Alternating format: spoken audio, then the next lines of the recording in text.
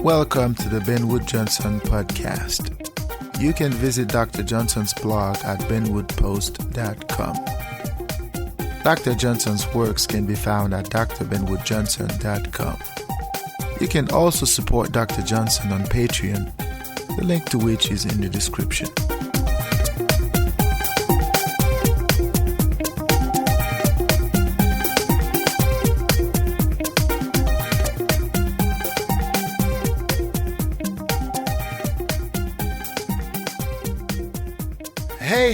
Hey. Welcome to the Ben Wood Johnson podcast. Today is August the 26th, 2019, and this is podcast number 36. One more time, once again, happy to be here. Dr. Johnson's here. Today we are going to continue our conversation about education, and we are still focusing on John Dewey. And the book of choice is still John Dewey, Experience and Education. Now, this is a wonderful book. I recommend it. And if you haven't read it, it's a must read, especially if you are in the domain of education or if you are in philosophy altogether. It is a great book. You should read it. But in any case, I have sort of summarized some of the gist of this book in these series. The first 2 or 3 podcasts sort of lay out what education is according to Dewey. Today, we are continuing our conversation about the concept of experience. And today, we are talking about the relevance of experience. In other words, we are talking about what counts as experience, according to John Dewey. This is a fairly convoluted podcast. The concepts, the back and forth are a little bit confusing. So if you find yourself struggling to understand what I am saying, what I'm trying to articulate, just bear with me. Listen to the podcast all the way to the end. Perhaps you'll have a good grasp of what it is that I'm trying to say in this podcast. Like I said, this is a very important podcast because it sets the stage for the notion of experience, how it is important, how it defines the individual in the end. So without further ado, let us delve right into it.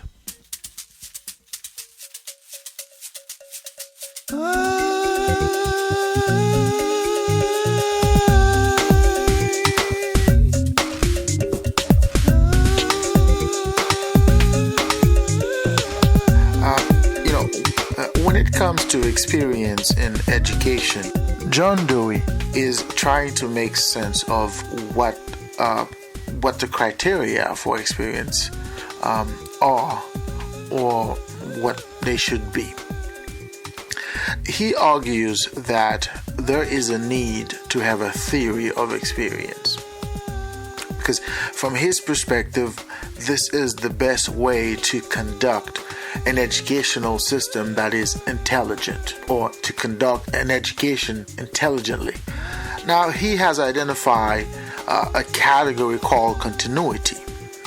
He's arguing that there's a need to discriminate between experiences that are worth educationally, or that are worth passing from one person to another. But he's also talking about experiences that are not educationally worthy, not worth passing on to another. And he's saying that discrimination is important for one particular reason. It allows the learner or the person educating others, it allows that individual to make a clear delineation between a traditional approach to education and a more progressive approach to education. And he's saying that that's important because a traditional approach to education is much more autocratic, whereas a progressive approach to education is much more democratic. And the reason for that, he's saying, is that a democratic approach is much more humane, much more acceptable. We are likely to drift towards the humanity of education, if you want to put it this way. Now he's wondering, well, why would we choose a more humane approach, why it is likely that we would gravitate towards a much more humane approach to education as opposed to an autocratic approach to education. He is also cautioned not to conflate between the reason for our inclination towards a much more progressive approach as opposed to a traditional approach. He cautions not to conflate or not to mix those two, because there's a difference between the reason why we want to choose that path as opposed to the causes. And he's saying that the causes could be that we were exposed to this particular way of doing things. We were taught to think that way. We were told that education is supposed to be a certain way. Okay?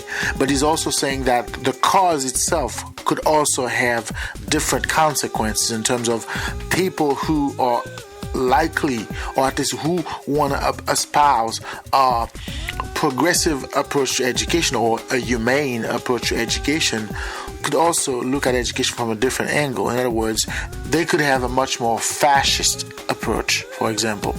It is better to focus on the reason we would choose a much more a humane method, a humane approach to education.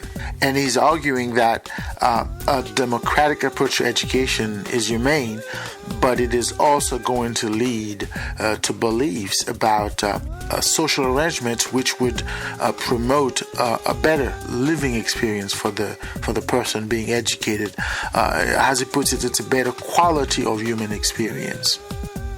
So he's saying that a democratic approach would likely create an atmosphere where human freedom or individual freedom would be protected, or at least advocated, would be promoted. The decency, kindness, human relations, all of these things would be sought out, as opposed to autocratic system where, those things, or at least certain ways of being, would be forced or coerced onto the individual. In an autocratic system, we are likely to gravitate towards a system of repression, a coercion.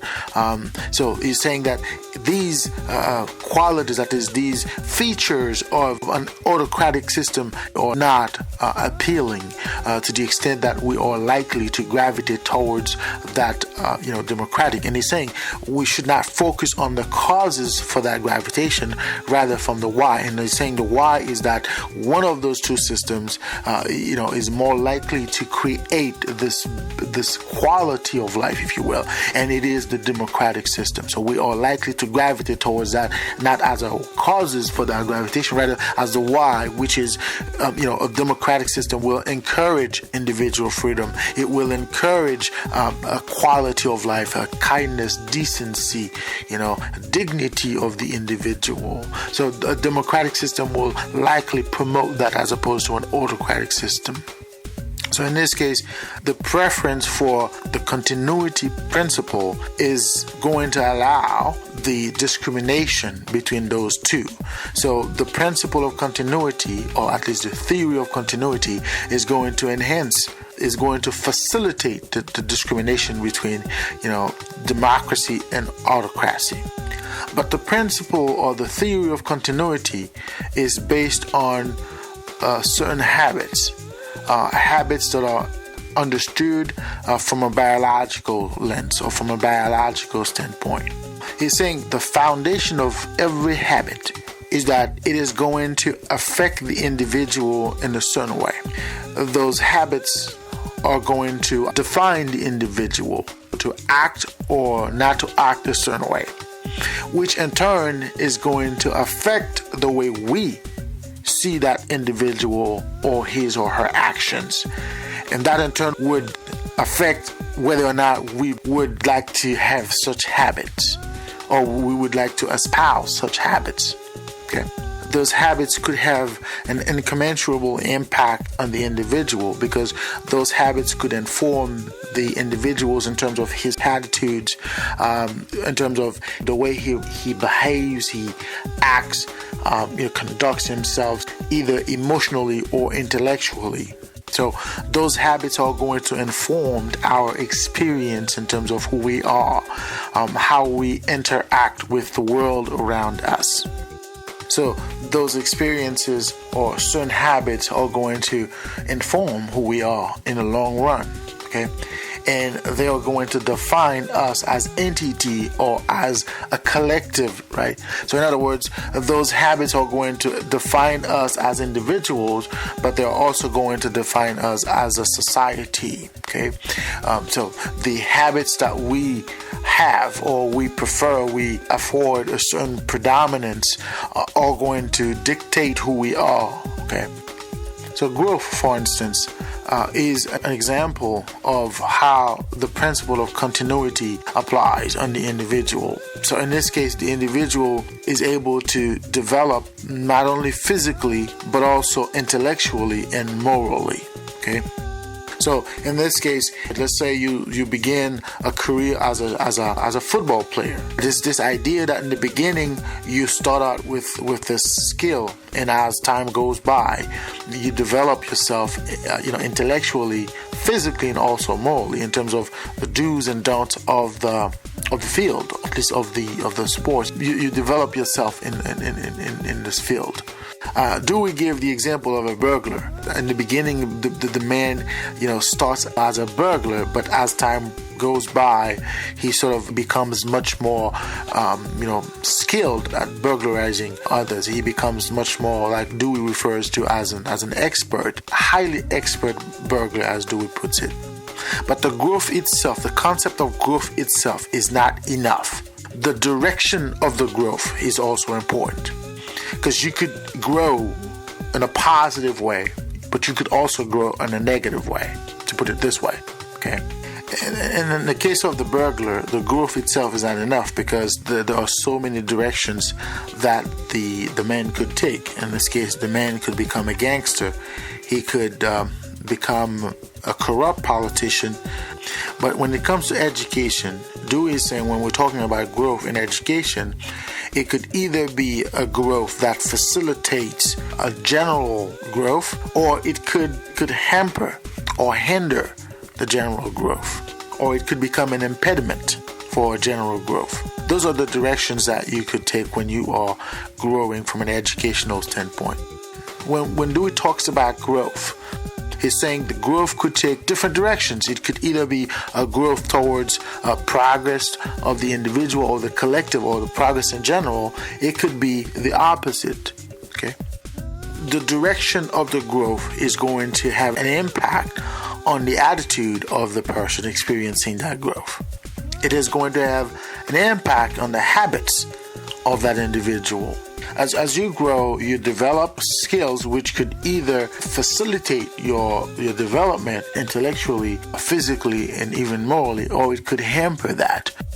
There are certain habits that are going to facilitate your development. And to give you an example, let us say that you have the habit of reading a book every day. And as a child, you were taught, or at least you were told, or you grew up and you developed the habit of reading. That habit is going to affect you personally, physically, intellectually, and also morally, because as you read, you might become less active from a physical standpoint, because you sort of like sitting in a corner and reading a book or reading something. That might affect you physically. That might also affect you intellectually, because as you read, you are learning about the world, you are learning about certain concepts that you would not have otherwise learned. And also that might inform you morally, because as you read, you might learn, again, going back to the concept of learning about certain concepts, you might learn about certain views, certain moral or philosophical principles which are going to affect your worldview, which are going to affect your attitude towards others, towards the world in general. So in this case, the habit of reading at an early age, for instance, could have a long-term impact on you as a person. It could have a long-term impact on you, as the way you affect others, as the way others affect you, right? So this is the kind of continuity, this is the kind of growth Dewey is sort of referring to in his arguments. If you develop the opposite habits, let's say you have developed the habit of playing video games. If this is your habit of sitting somewhere playing games all day, you are likely to be affected either in a positive way or a negative way, right? But this habit is going to affect your attitude. Being exposed to playing video games or playing any games, whether it's a card games or poker or whatnot, this could ultimately affect you individually, physically, mentally, and morally at some point. So it's a growth, as Dewey would say, in the wrong direction, as opposed to the guy who's sort of, been reading books ever since he was a kid. Dewey would say this is a growth in a positive direction, because that growth is going to be, a positive growth in general, right? Because you could prefer that over, playing video games, which is not necessarily going to take you to a place where it could affect you in a positive way. Of course, this is open for debate. Time is changing when it comes to video games, so I'm not picking on video gamers and saying that, but I'm just making the point that certain habits could either facilitate your growth or it could stagnate your growth, to the extent that the growth itself might be a good thing if it is in the right direction, or it could be a bad thing if it is in the wrong direction, as Dewey would probably say. Dewey points out a caveat where he's saying that although experience is important, but it does not go inside the individual. This is to say, there's something else going on. Experience sort of affects the individual in terms of his attitude, in terms of his perspective, in terms of his demeanor, if you want to put it this way. But there's something else. There's something else going on in terms of how it affects the individual. So he's saying that there's a natural tendency to be a certain way. Okay, the experience itself may have an impact on the individual at a superficial level. Like it changes your way of being superficially, but underneath, your nature will always kick in. In this case, Dewey is taking the example of civilization and barbaric attitude. He's saying that when civilization is there, for example, when there are roads, lights, electricity, transportation, there are so many things in this world that sort of affect the way we view ourselves in the world and the way we view the world itself. But that does not necessarily make us that intrinsically. Because if you were to remove all those external conditions, if you were to remove all those external stimuli in terms of the roads, electricity, televisions, video games, if you will, if we were to take away these stimuli, the individual would revert back to his natural state, which in this case Dewey is saying, so they would sort of stray away from civilization. In other words, their nature would call them back. Of course, we could argue as to whether or not this is the case. I've always argued in my philosophy that this is not necessarily the case. I don't necessarily agree with Dewey in this case, because I don't think the individual sort of does away with his nature just to embrace civilization. I think nature is always there. It's just underneath. It is repressed. It is suppressed. And it comes out once in a while. It does not necessarily come out in the most barbaric way. Let's say you would not become a cannibal just because you're hungry. But the instinct, the natural urge to do that is not necessarily extinct, does not necessarily disappear in you. Somehow your nature to be a certain way is always there. Again, we could agree to disagree as to the extent to which every human being has the capacity to suppress his or her nature to the extent that he has developed new habits, new ways of being, and those new habits have sort of informed the individual's experience in the world in terms of how the individual is intrinsically. So we're not going to get into that. But Dewey is saying that, the growth itself is not enough. Whether you grow in this direction or that direction, whether you have this experience or that experience, there's an objective, as he puts it, a reality in which that experience is always going to be subjected to the objective conditions of the experience itself. So at some point, the individual would revert back to who he was, or to who he is naturally. Now, although these are not Dewey's words, but that's the implication of this idea of relapse into a barbaric state, as Dewey puts it. So Dewey is saying that our experience is sort of informed by where we are. And he's saying that we live, we grow, we evolve, we function in an environment that is informed by people, by things that people put on this planet to the extent that we created them. We developed those experiences. Of course, we could take that back to the concept of growth. We've grown to the extent that we have created tools, we have created techniques, we have developed technologies which sort of afforded us a worldview which is not necessarily natural, to the extent that our beingness is dependent on those things that we have created, or our beingness is dependent on the people that are around us. But that does not necessarily make us that particular entity within that world, because underneath it all, we are human beings with certain natural tendencies to be a certain way.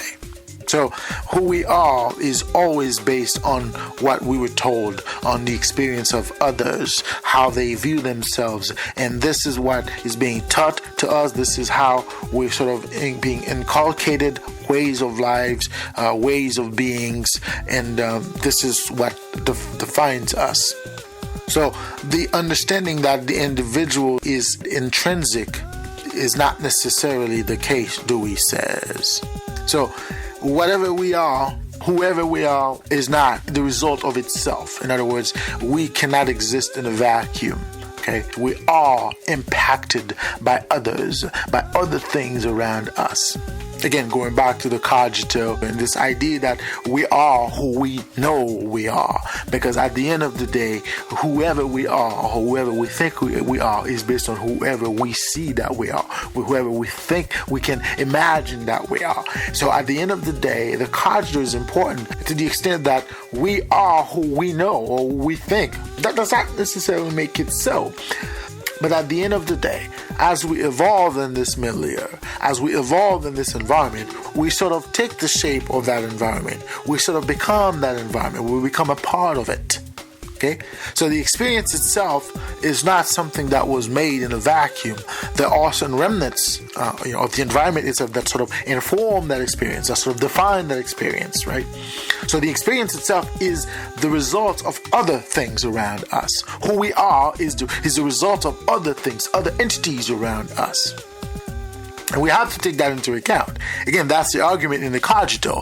In the cogito, what I argue is that most people don't realize they are part of everything else. They think they exist in a vacuum. They think they are entities in and of themselves, and it's sort of contradictory to the notion of being itself, right? Because you cannot be unless you are part of. And we're going to see in the next podcast is this idea of freedom, as Dewey puts it. Of course, we're going to examine that in depth, but it's this idea that you can be on your own. You can be just to be, ignoring the fact that we can only be when we are part of. And by definition, we cannot be free.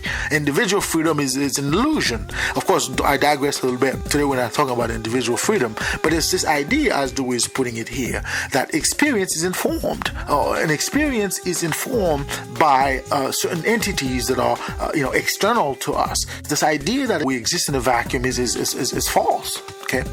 But he's saying this creates a problem for the progressive approach to education, because the progressive approach to education, although it has its positives, it has its pros, sort of ignores that to the extent that it does not deal with the idea that we are part of, we are sort of interconnected, we are intertwined to the extent that even though what we experience is somewhat personal or individual, but it is part of a collective, it is part of an ensemble of beings, it is part of that makes us who we are.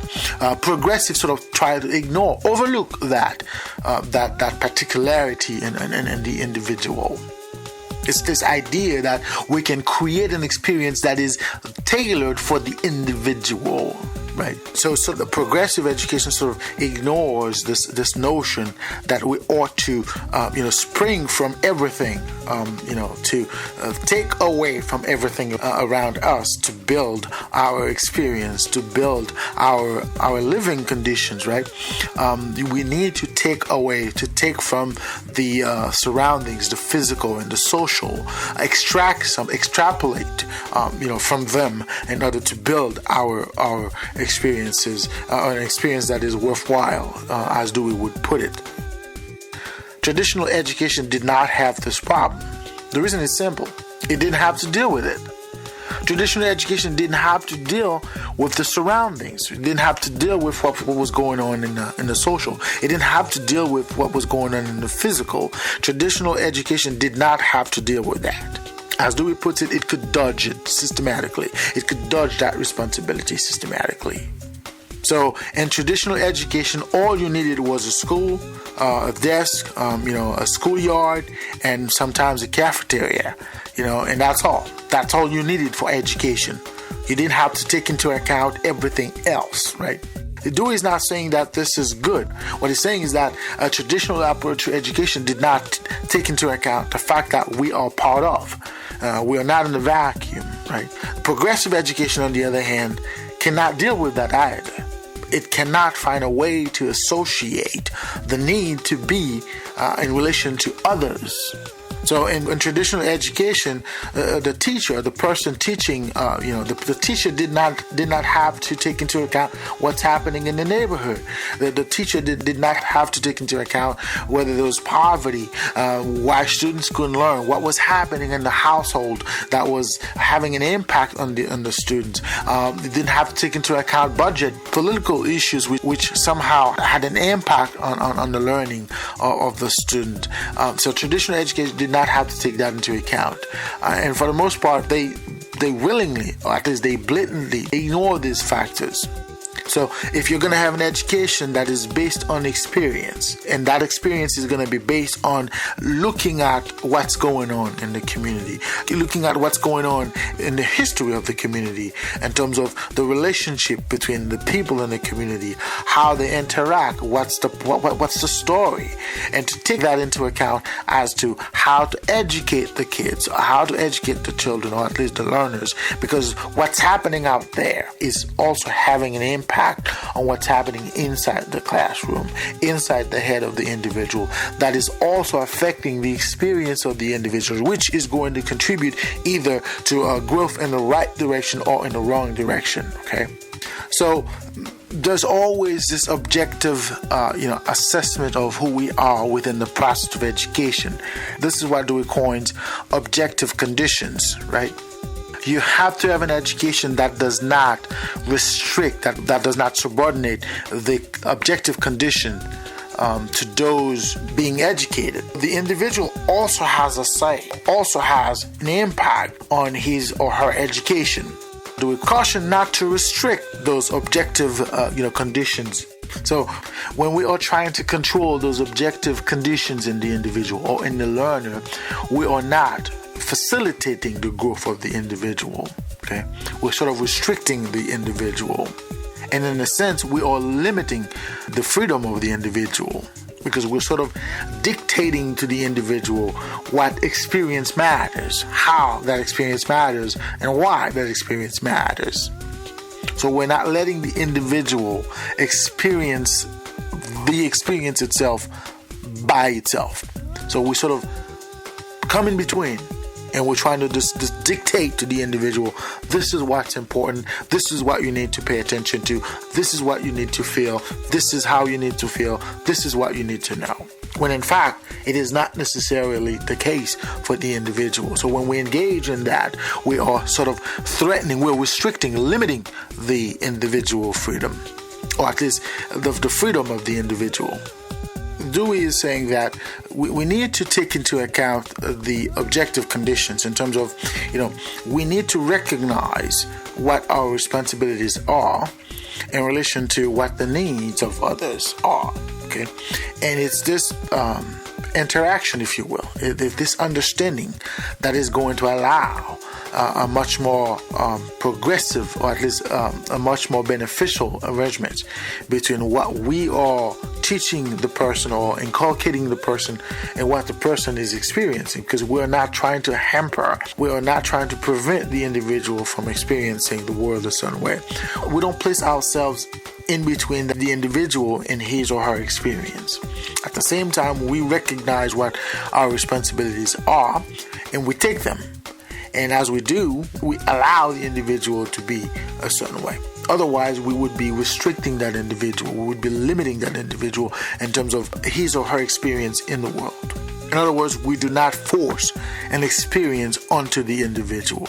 We allow the individual to have a normal experience. We allow for an objective and internal conditions to take place. So if we try to regulate the objective condition, it is going to affect the experience of the individual, not necessarily in a positive way. It is not going to facilitate the growth of the individual in the right direction. Because if we do that, we are going to affect the freedom of the individual. So we have to let the individual experience the world, experience the situations that come before him or her. We do not interpose ourselves in between the individual and his or her experience in the world, because when we do that, we're attempting, or at least we are regulating the objective conditions in which the individual is going to experience the world. So the individual has to interact with the environment on his own. It becomes another principle of experience. So one, we have the continuity, and then two, we have the interaction, right? The continuity is the growth of the individual over time, right? The growth of the individuals in terms of how the individual experiences the world, right? And that creates the continuity, either in a positive or negative. But at the end of the day, the individual has to interact with that experience. And as Dewey puts it, the two principles of experience, continuity and interaction, they're not necessarily different, but they're not necessarily the same. You know what I mean? So there's a distinction between those two, to the extent that the individual, experiences the world a certain way and interacts with that experience a certain way. So at the end of the day, continuity and interaction are going to, inform the individual in terms of the relevance of his education, or the relevance of the experience that he or she is having, and to the value of the experience that he or she is having. Because if the individual is allowed to, discern on his own the value of the experience that he or she is having, that individual is likely to retain that experience. It's likely to become a part of the individual, right? Otherwise, the individual is just going to be like a robot going through the process, not necessarily amassing anything of a value. And Dewey gives the example of being in school. You spend a good portion of your life in school, and you have nothing to show for it. Most of what you've learned, sort of forgotten. The things that you sort of retained are the things that you sort of valued along the way. The things that you sort of, on your own, assign a certain, numeric or qualitative value to it. Those are the things that you're going to remember. Those are the things that matters for you. Those are the things that matter to the extent that you sort of, understand them and are going to retain them. Those are the skills that matter in the long run. So that experience in and of itself should not be guided to the extent that it is imposed, it is coerced, it is forced. The individual has, on his own, developed them. Okay? Of course, there is a certain amount of regulation to the extent that you sort of steer the individual in the right direction. But in the end, the individual has to sort of leave that experience on his own. He or she has to leave that experience, sort of quantify that experience. And that can only be done when the individual is not restricted, is not limited in a certain way, and when the individual is allowed to sort of live the process of continuity and at the same time allowed to go through the process of interaction. Otherwise, everything you learn in the process that is not based on that approach are not going to be really learned. You're just going to learn them just to pass an exam, just to go from one point to another, but that information is going to be forgotten. It's going to be gone because there was no intrinsic value that you, at least the individual, objectively assess to those materials, to those subjects. So education, to the extent that the individual is allowed to grow, is allowed to mature, it is going to be a productive process. Otherwise, it is not. So it is important to understand that, because we have an educational system these days that is sort of based on this idea that they know what's good for you. They know what's best for you. They know what is it that you need to know and learn and understand and pass. They have sets of skills that are expected, that you are expected to go to school and learn those skills, and you are tested on those skills. And it is based on that you as an individual is given a certain worth in society. You are given a certain place in society to be, to evolve, and to become. All right. So you have no choice but to be that way.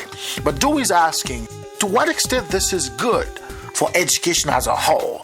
To what extent this is facilitating the progress of the individual, or even the progress of the collective, of society as a whole? And I'm sure Dewey would say, no, that's not the case. Although the modern approach to education is sort of based on Dewey, but they're not necessarily doing what Dewey was preaching in his philosophy. I don't think Dewey would have supported what we think of education these days, or how we approach education these days. This idea of standards, that this idea that experience have to be uniform, this idea that we ought to see the world a certain way. I don't think Dewey would see it that way. And I think at the end of the day, this is one of the biggest problems in education these days. Again, in the next podcast, we are going to talk about this idea of social control, because at the end of the day, we are driven more towards the autocratic approach to education as opposed to the democratic approach. Although we pretend, at least we say to ourselves, that we are much more democratic than autocratic, but we are autocratic. We are forcing, we are coercing the individual to be a certain way, but we are doing it in the name of control, in the name of order, right? And that's a problem for the individual in the end, because the individual at this point is not allowed to experience the world the way it was supposed to be. So the individual sort of has absolutely no recourse other than to be how we, those who create our educational system, design him to be.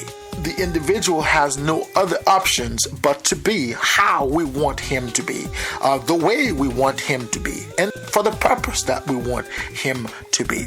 And I'm sure Dewey would refute our approach to education.